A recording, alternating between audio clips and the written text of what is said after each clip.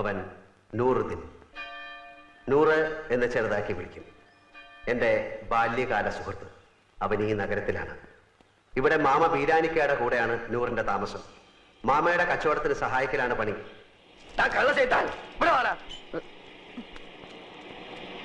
എന്താ മാമ? 78 43 കൂട്ടിയാൽ എത്രണ്ട? 8 3 11. പിന്നെ ഈ 7 4 11 121 അല്ലേ? ഇതെത്ര? അത് 111. ഇങ്ങനെയാണ് കണക്ക് ചെയ്താൽ 10 രൂപയ്ക്ക് എന്റെ ബാപ്പ ഉണ്ടായി തരുമോ? ഇയാളെ മുടിപ്പിക്കാനായിട്ട് കുടിക്കാനല്ലേ?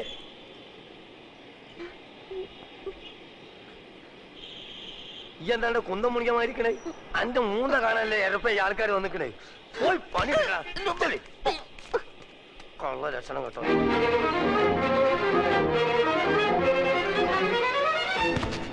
എടാ ദൂരെ എന്റെ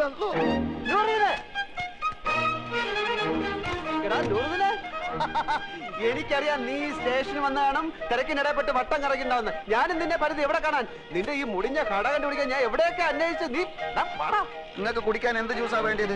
ഗ്രേപ്പ്, പൈനാപ്പിൾ, ഓറഞ്ച്, മാംഗോ, സാത്തുകുടി? ഇനി എനിക്ക് എന്തിനാടാ ജ്യൂസ്? നിന്നെ കണ്ടപ്പോ തന്നെ എല്ലാ ജ്യൂസും ഒരുമിച്ച് കുടിച്ച പോലെ ആയില്ലേ? എവിടെ നിന്റെ അർത്ഥ കൈക്ക് ഉപ്പ് തേക്കാത്ത മാമ? നിന്റെ കട കൊള്ളാമല്ലോ. നിന്റെ മാമ തട്ടിപ്പോയാല് പിന്നെ ഈ കട നിനക്കായിരിക്കും അല്ലേ? ധാരണ്ടേ ഞമ്മക്ക് അറിഞ്ഞൂടാ. നിനക്ക് എന്നെ മനസ്സിലായില്ലേ? എടാ, ഒരു ബെഞ്ചിലിരുന്ന് പഠിച്ച് ഒരു പാത്രത്തിലുണ്ട് ഒരു സിനിമ 3-4 പ്രാവശ്യം ഒരുമിച്ച് കണ്ടേടാ. നൂറേ, നിനക്ക് എന്നെ മനസ്സിലായില്ലടാ. കാള് തെറ്റി. പടച്ചോടാണ് മാമ. ഞമ്മക്ക് ഈ ചെയ്താൻ അറിഞ്ഞൂടാ. അറിഞ്ഞുകൂടാത്തവനാണെങ്കിൽ എങ്ങനെയാണ് അർത്ഥം ഇപ്പൊക്കാത്ത എന്റെ മാമ? നാട്ടുകാർ പറഞ്ഞു കൊടുത്തായിരിക്കും. അതെ, ഒന്ന് വന്നാട്ടെ. വരും. അതെ, ഈ ചെക്കന്റെ പേര് 100 എണ്ണക്കാരെ പറഞ്ഞത്. അതാരെങ്കിലും പറഞ്ഞു തരണോ? ഇമാതിരി മുമ്പിലായക്കാരെ ഞാൻ ദിവസേന കാണുന്നുണ്ട്. ഞാൻ അങ്ങനത്തെ ആളൊന്നുമല്ല. ഇതൊക്കെ ചോദിക്കാൻ നിങ്ങളാരാ? നിന്റെ പേര് എനിക്ക് ആരും പറഞ്ഞു തന്നീല്ലേ? നിങ്ങളുടെ പേര് വന്നിട്ട് എനിക്ക് എന്ത് കാര്യം? കാര്യം തന്നെ എനിക്ക് പറയുമ്പോ കേക്കാം. നീ ഇപ്പൊ പറഞ്ഞില്ലേ അർത്ഥമായിക്ക് ഇപ്പൊ കേൾക്കാത്തൊരു മാമനെ പറ്റി? ആ മാമാണ് ഈ മാമ. അയ്യോ മാമ, സോറി മാമ, ഞാൻ അങ്ങനെ ഉദ്ദേശിച്ചൊന്നും പറഞ്ഞല്ല. ഞാൻ ചുമ്മാ പറഞ്ഞ. നമുക്ക് ഈ എന്താ നമ്മളെ മാമാന്ന് വിളിക്കണേ? എന്റെ ഉമ്മ എന്താ നമ്മളെ പെങ്ങളച്ചാ? ഇല്ലാത്ത പരിചയം കാട്ടി ഓരോരോ ഹമാറുകൾ വലിഞ്ഞു കയറും കേരളക്കാരെ പറയിപ്പിക്കാൻ. മേലാലിന്റെ പൂടിയന്റെ ചുറ്റുവട്ടത്തിൽ എങ്ങനെ കണ്ടാൽ എന്റെ കാൽ അടിച്ചിട്ട് ഞാൻ എൽഷേപ്പ് ആക്കും. ആ പോ പോ, ഇങ്ങോട്ട് പോ കളവേ.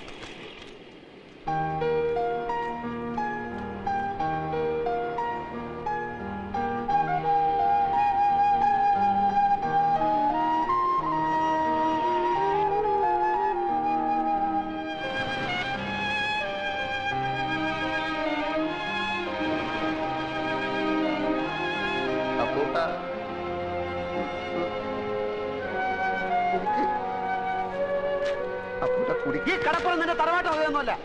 നിനക്ക് എന്നെ അറിയില്ലല്ലേടാ പൊന്നി. എടാ, സ്കൂളിൽ പഠിക്കുമ്പോൾ ഞാൻ നിനക്ക് എത്ര ഐസിക്ക് വാങ്ങിച്ചു തന്നിട്ടുണ്ടോ? എടാ, എല്ലാ കണക്ക് പരീക്ഷയ്ക്ക് നീ എന്റെ പേപ്പർ കോപ്പി അടിച്ചല്ലേടാ ജയിച്ചത്. എടാ, 8ാം ക്ലാസ്സിൽ പഠിക്കുമ്പോൾ ഹൈമവതിയുടെ ചോറ് കട്ട് നിന്നതിന് നിന്നെ സ്കൂളിൽ സസ്പെൻഡ് ചെയ്തപ്പോൾ ഞാനല്ലേടാ കുറ്റമായിട്ടെടുത്ത് നിന്നെ രക്ഷിച്ചത്? പറയടാ. കഴിഞ്ഞ എന്ത് കഴിഞ്ഞാന്ന് പറഞ്ഞു? കഴിഞ്ഞെങ്കിൽ ഞമ്മക്ക് ചിലത് പറയാനുണ്ട്. എനിക്ക് കേൾക്കണ്ട. എന്നാ ചെവി പൊത്തിക്കളാം. പലിശക്ക് പണം കൊടുക്കുന്ന മാമാന്റെ ആട്ടുതുപ്പ് സഹിച്ചിട്ട് നമ്മളിവിടെ കയ്യ. എന്തിന്? മൈമുനേനെ മറ്റാരും തട്ടിക്കൊണ്ടുപോകാതിരിക്കാൻ വേണ്ടി. ശമ്പളമില്ല, നല്ലൊരു ഷഡ്ഡി വാങ്ങാനുള്ള പൈസ പോലും അയാൾ തരില്ല. സഹിക്കുക. അങ്ങനെ ഇരിക്കുമ്പോൾ കഴിഞ്ഞ വല്ല നാട്ടിൽ നിന്നൊരു പഹയം വന്ന് ചാടി. നമ്മളെ കോയിക്കലെ മൊയ്തൂക്കാന്റെ മോൻ ഖാലിദ് നമ്മളെ കൊണ്ടാവും പോലെ അവനെ നമ്മൾ സൽക്കരിച്ച് ഒടുക്കം മാമാന്റെ കയ്യിൽ നിന്ന് 500 രൂപ വാങ്ങിയിട്ട് അവൻ മുങ്ങിക്കളഞ്ഞു. അതിനുശേഷം നമ്മളെ കൂട്ടുകാരനാന്ന് പറഞ്ഞിട്ട് ആര് വന്നാലും മാമാന്റെ അടി ഞമ്മക്ക. ആ ഒറ്റ കാരണം കൊണ്ടാണ് അപ്പൊ കൂട്ട അറിയാത്ത പോലെ നമ്മൾ ആക്ട് ചെയ്തത്.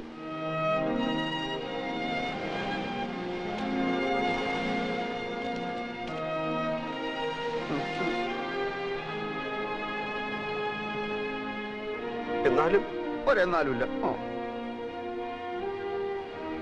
എന്റെ ഈ വിഷമം മാറണമെങ്കിൽ നീ എനിക്ക് ചില സഹായങ്ങൾ ചെയ്തു തരണം. പടച്ചോനെ, എന്ത് സഹായം?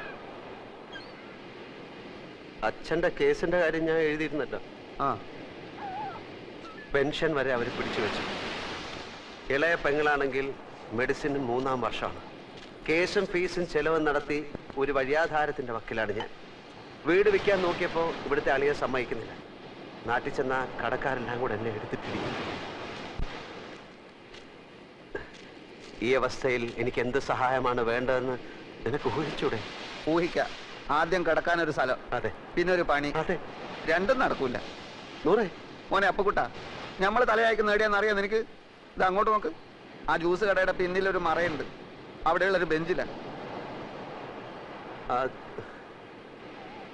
നല്ല വീതിയുള്ള ബെഞ്ചാണോ? ബെഞ്ചിന് വീതി ഉണ്ടോ ഇല്ലയോ എന്നുള്ളതല്ല പ്രശ്നം. പകൽ നേരത്ത് മാമ വരുമ്പോ എന്നെ അവിടെ കാണില്ല. അങ്ങനെ കിടക്കാനൊരിടം കിട്ടി. എവിടെ പോയി എന്ത് ജോലി തേടണമെന്നറിയാതെ നടന്നപ്പോഴാണ് കയ്യിൽ വന്ന് വീണ ഒരു പത്രത്തുണ്ടിൽ ഒരു പുതിയ പെയിന്റ് കമ്പനിയിൽ സെയിൽസ് റെപ്രസെന്റേറ്റീവിനെ വേണമെന്നറിഞ്ഞത്.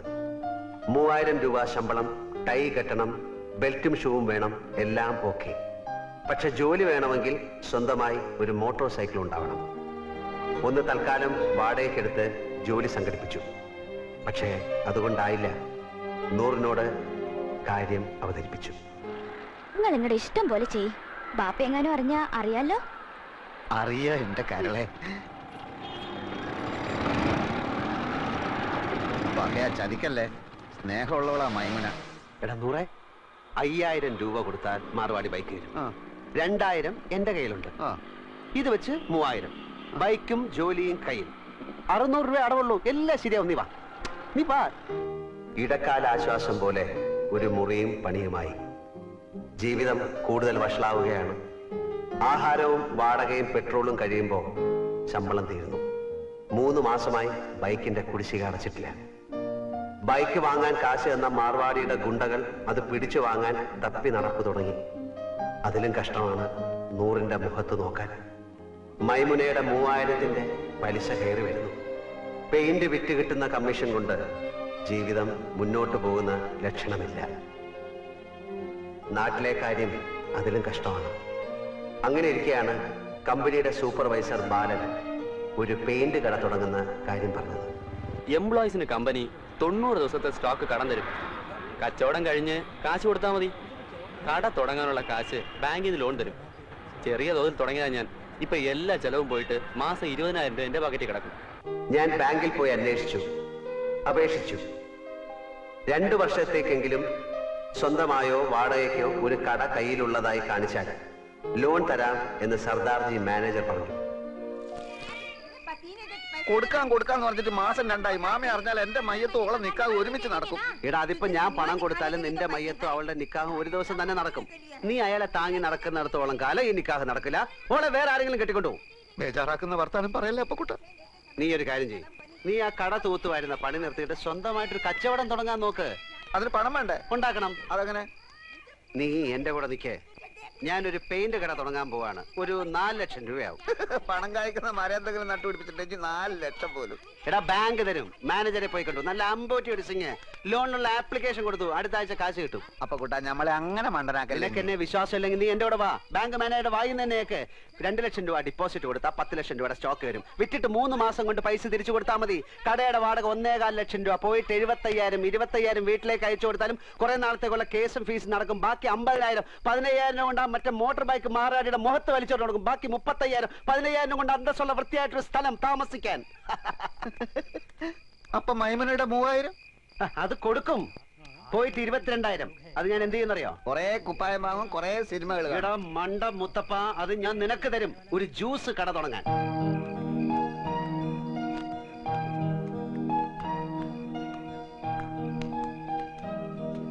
പക്ഷേ ഇതൊക്കെ നടക്കണമെങ്കിൽ ചെറിയൊരു പ്രശ്നമുണ്ട്. എന്ത്?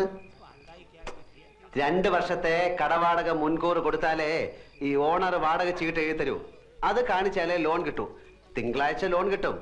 5 ദിവസത്തേക്ക് ഒരു 1.25 ലക്ഷം രൂപ ലോൺ കിട്ടി. അപ്പൊ തന്നെ തിരിച്ചു കൊടുത്തേക്കാം. നിനക്കാരാ എത്ര ഉറുപ്പ്യ കടം തരിക? നീ വിചാരിച്ചാലേ നടക്കും. നീ വിചാരിച്ചാൽ അത് നടക്കും. അതെങ്ങനെ? നിന്റെ മാമ എടുത്ത് ചോദിച്ചാൽ. നടന്നു തന്നെ. ആളും തരവ് മുതൽ നോക്കിയിട്ടാ മാമ കാശ് കൊടുക്കുക. നിനക്കാന്ന് പറഞ്ഞാൽ 10 നായ പൈസ വരില്ല. എന്ത് കണ്ടിട്ടാ? എടേ, എനിക്ക് വേണ്ട. എന്റെ അളിയൻ രവീന്ദ്രൻ നായരല്ലേ, അയാൾക്ക് കൊടുത്താ മതി. അതെങ്ങനെ? ഞാൻ കാര്യങ്ങൾ വിശദമായിട്ട് പറയാം. നീ എന്റെ കൂടെ ഒന്ന് നിന്നാ മതി. ഇതൊന്നും എനിക്ക് വേണ്ടിയിട്ട് മാത്രമല്ല കേട്ടോ. മൈമുനയുടെ നിക്കാതെ നിന്റെ മയ്യത്ത് ഒരുമിച്ച് അടക്കാതിരിക്കാൻ കൂടി വേണ്ടിട്ടോ ഞാൻ ഇതൊക്കെ പറയുന്നത്. ഇതൊക്കെ എങ്ങനെ നടക്കും ആദ്യം പറ.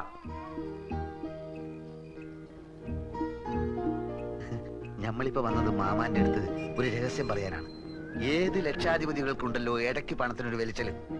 മൂപ്പരുടെ അളിയന് പുറം രാജ്യത്ത് നിന്ന് ഒരു ബെൻസ് കാർ വന്നു 50 ലക്ഷത്തിന്റെ. നാളെ കാർ എടുക്കണം. നോക്കുമ്പോ 1.25 ലക്ഷത്തിന്റെ കുറവ്. കുടുങ്ങിയ മാർവാടികൾ എത്ര ലക്ഷം വേണമെങ്കിലും കൊടുക്കും. പക്ഷെ അതിന്റെ പലിശയെ അവര് വാങ്ങും. ഈ പലിശ മാമാക്ക് കിട്ടിയ ചില്ലറ കാര്യമാണോ? 10 ദിവസത്തേക്ക് ചോദിക്കുന്ന പലിശ തരും. ഹലോ അപ്പു സാറേ, ഒന്ന് കേറിയിട്ട് പോയിക്കൂടെ? സമയമില്ല നൂറെ, മാർവാടികൾ കാത്തു നിൽക്കുകയാണ്. മാമ വിടല്ലേ മാമ, മുറുക്കി പിടിച്ചോ, കേറി വരാൻ പറ. ആ വരി ഒന്നുമില്ലേ, നമ്മള് നാട്ടുകാരല്ലേ. ഇല്ല സമയമില്ല, അതുകൊണ്ടാ. മാർവാടിക്ക് നിങ്ങളെ അളിയൻ കത്ത് തന്നിട്ടുണ്ടാ? തന്ന് കണ്ട ഇംഗ്ലീഷിലാണ് എഴുത്ത്. പ്രിയ മാർവാടി കൊടു 1.25 ലക്ഷം അപ്പുക്കുട്ടന്. അല്ല, നിങ്ങൾ അളിയൻ എവിടാ പണി? ശരി, പിന്നെ എവിടാ താമസം? എല്ലാം ആ കാർഡിലുണ്ട്. എന്താ ചോദിക്ക? അല്ല ഒന്നുമില്ല, അതിപ്പം എല്ലാം തുറന്ന് പറഞ്ഞോ മാമ. അത് അപ്പുക്കുട്ട സാറേ, കണ്ട മാർവാടികൾക്ക് കൊടുക്കുന്ന പലിശ നമ്മുടെ മാമക്ക് കൊടുക്കൂടെ? അത് അന്നോട് ഇവിടെ ചാവണ്ടാൻ പറഞ്ഞു കടന്നു പോരാ ഒത്ത്. നിങ്ങൾ ചാവിടിക്ക്. അല്ലെങ്കിൽ 1.25 ലക്ഷത്തിന് മാർവാടിക്ക് എന്ത് പലിശ കൊടുക്കും? അളിയന് പലിശ അല്ല പ്രശ്നം, കാര്യങ്ങൾ നല്ല വെട്ടിയും തീയും പോലെ നടക്കണം. പലിശ എത്ര വേണമെങ്കിലും കൊടുക്കും. 1.25 ലക്ഷം എടുത്ത് കൊടുക്കും മാമ. ഇവിടെ ഉദ്യോഗമോ ബിസിനസ്സോ ഇല്ലാത്ത ആൾക്കൊന്നും പണം കൊടുക്കൂല. ഒരു കാര്യം ചെയ്, ഞാൻ നാളെ നിങ്ങൾ അളിയന്റെ വീട്ടിലേക്ക് വരാം. നിങ്ങൾ അവിടെ ഉണ്ടാവുമല്ലോ. നാളെ ഞാൻ ഉണ്ടാവില്ല. ഞാൻ ഡൽഹി വരെ ഒന്ന് പോകും. അതെന്തിന്? ഒരാളെ കാണാൻ 3-4 ദിവസം കഴിഞ്ഞ് വരും. എന്റെ കൈ നൂറേ, എടാ നൂറേ, എന്താ മാമ? എന്റെ കൂട്ടുകാരൻ പോവാണെന്ന്. 100 രൂപ. ഇല്ല, ഓൻ വരുന്നില്ല. ഓൻ ഇവിടെ പണിയുണ്ട്. നിങ്ങൾ പോയിക്കോളി. അപ്പൊ ശരി. ലേശം കാര്യം. എന്ത് കാര്യ മാമ? ഈ എന്തിനാണ് ഇപ്പൊ അർജന്റായിട്ട് അടുക്കളയിൽ പോയത്? കപ്പ ഉണ്ടോക്കെ? എടാ പ്രായം കഴിഞ്ഞ ഒരു പെൺകുട്ടിയില്ല അവത്ത്. എത്ര കിട്ടിയാലും പഠിക്കൂലെന്ന് വെച്ചാല്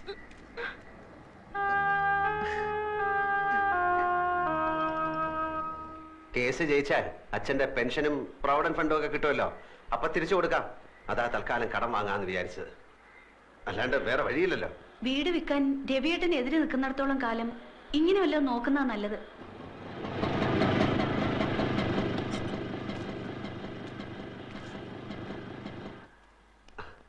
അവരെ കാണുന്നില്ലല്ലോ. 10:30 മണിക്ക് വരാന്ന് പറഞ്ഞ 2 ദിവസം ഞാൻ കുളിക്കുകയോ ഷേവ് ചെയ്യുകയോ ഒക്കെ ചെയ്തു. അതിനെന്താ, ചേട്ടൻ ഇവിടെ കുളിക്കാലോ. ആ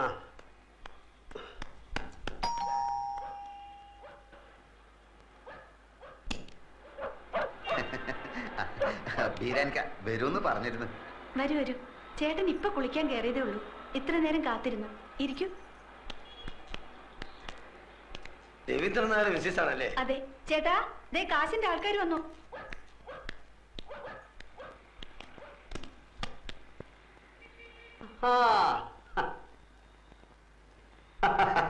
ബീരാനിക്കല്ലേ? ഇതാണ് ആള്. ഞാൻ ഷേവ് ചെയ്തോണ്ടിരിക്കുകയായിരുന്നു. അല്ല, നിങ്ങൾ ഷേവ് ചെയ്യുമ്പോ പുരികം പൊരിക്കണ്ടോ? അത് തലേ കൂടെ തൈര് കൂടെ ധൃതി തേച്ചപ്പോ എല്ലായിടത്തോടെ ആയിപ്പോയി. ഞാൻ ഓഫീസിൽ പോകാൻ ലേറ്റ് ആയി. നിങ്ങൾ വരുന്നുള്ളത് കൊണ്ട് ഞാൻ ഇപ്പൊ എളുപ്പം ധൃതി തേച്ചപ്പോ ലേറ്റ്. ഇല്ല, നമ്മളെത്ര രാഹുകാലത്തിന് 2.5 മിനിറ്റേ ബാക്കിയുള്ളൂ. ഞാൻ ബീരാനിക്കെ പോലെ ഒരു വലിയ മനുഷ്യന്റെ ആദ്യമായിട്ട് ക്യാഷ് വാങ്ങിക്കാമല്ലോ. അപ്പം നമുക്ക് ലേറ്റ് ആക്കട്ടെ, രാഹുകാലം തെറ്റിക്കാതെ. ഇതിലിപ്പത്തിന് ഒപ്പിട്ടേക്ക്. സത്യമുള്ള പൈസ ആയതുകൊണ്ട് പലിശ കുറച്ച് കൂടുന്നേ ഉള്ളൂ. സാരമില്ല, ആവശ്യക്കാരന് ഔചിത്യമില്ലല്ലോ. ഇവിടെ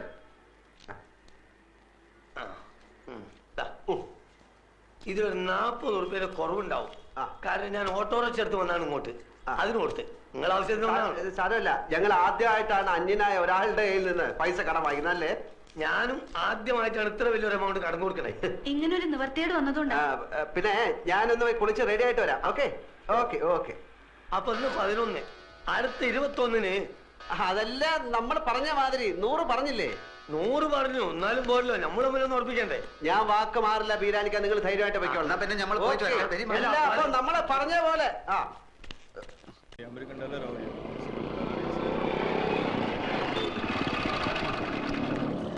മാനേജർ വന്നിട്ടുണ്ട്. ഞാൻ ചോദിച്ചു, ഇനി പറഞ്ഞ പോലെ ഒന്നല്ല, ആള് ഭയങ്കര ചൂടന, എല്ലാരും ഇട്ട് ചാടിക്കുന്ന കണ്ടു. എടാ അതൊക്കെ ബാങ്കില്ലേ, എന്നോട് വലിയ കാര്യമാണ്. നീ വാ, ഞാൻ കാണിച്ചു തരാം.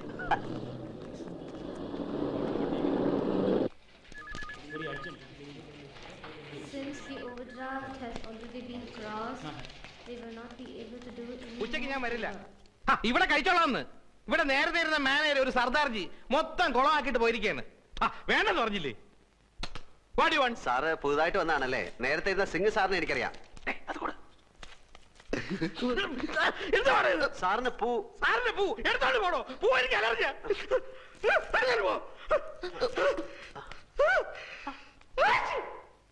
സർ ഞാനൊരു ലോണിന് അപ്ലൈ ചെയ്തിരുന്നു 2 വർഷത്തേക്ക്.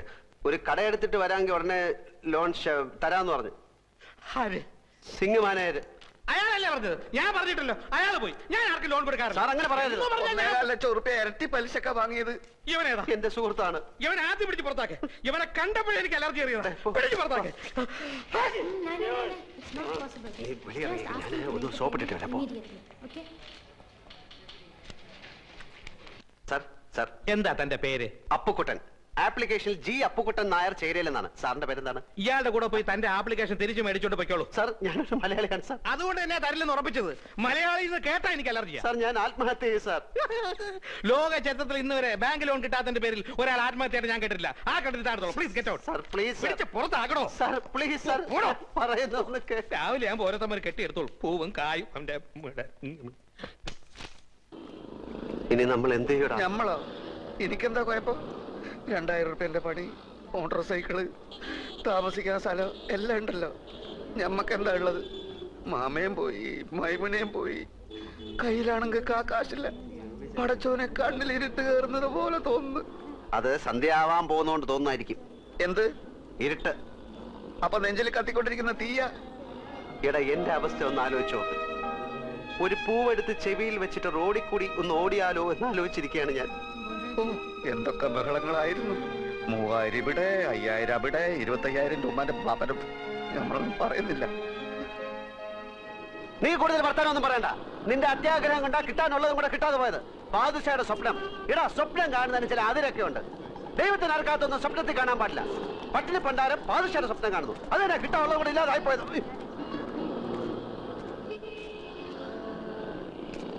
എടോ എന്റെ വണ്ടി നമ്പർ ട്രാഫിക്കാരൻ കുറിച്ചെടുത്തോണ്ട് പോകുന്നു. ഇതിന്റെ കുറ്റിപ്പറല്ല. അവിടെ ഇവിടെ വണ്ടി വെച്ച് കഴിഞ്ഞാല് ട്രെയിന് വന്ന് എടുത്തോണ്ട് പോകും.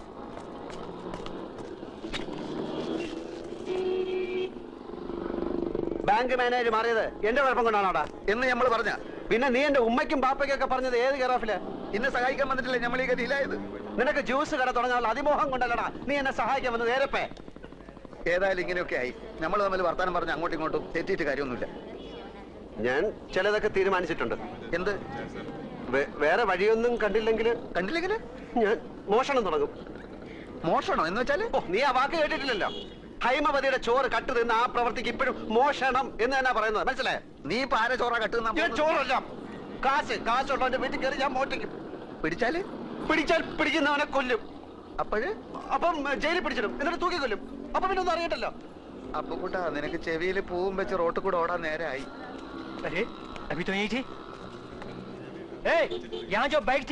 അതെടുത്ത് അപ്പുറത്ത് മാറ്റി വെച്ചിട്ടുണ്ട്. മാസം അടയ്ക്കാനുള്ള കാശ് അടയ്ക്കാത്തോണ്ട് മാർവാടി ബൈക്ക് എടുക്കാൻ ചട്ടമ്പികളെ അയച്ചിരിക്കുകയാണ്. ഓ ഗാഡിയിലേക്ക്